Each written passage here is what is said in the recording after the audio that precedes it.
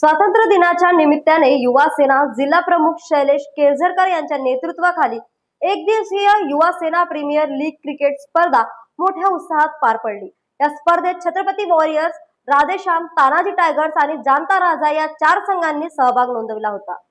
अंतिम सामन्यात दमदार खेळ करत तानाजी टायगर्स संघाने विजेतेपद पटकावले। विजेत्या संघाला चषक देऊन सन्मानित करण्यात आले आहे। या स्पर्धेच्या यशस्वी आयोजनासाठी अतुल राजूरकर, तेजराज भुरसे, राकेश, अजय, चेतन उजवणे, प्रवीण शिवनकर, मोंटू दीपक, अक्षय पवार, शाहू, नागेश आदींनी विशेष मेहनत घेतली। तसेच सचिन रामटेके व किशोर पोटवार यांनी महत्त्वाचे सहकार्य केले। आयोजक समितीने त्यांचे आभार मानले। युवकांना प्रोत्साहन देण्यासाठी भविष्यात अशा प्रकारचे उपक्रम सातत्याने राबविले जातील असे आश्वासन युवा सेना जिल्हा प्रमुख शैलेश केळझरकर यांनी दिले। न्यूज एक्सप्रेस साठी प्रभाकर कुंबरी यांची बातमी।